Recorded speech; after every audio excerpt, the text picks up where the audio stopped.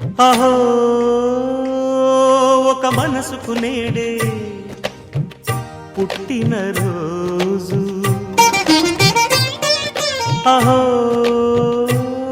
తన పల్లవి పాడే చల్లని రోజు.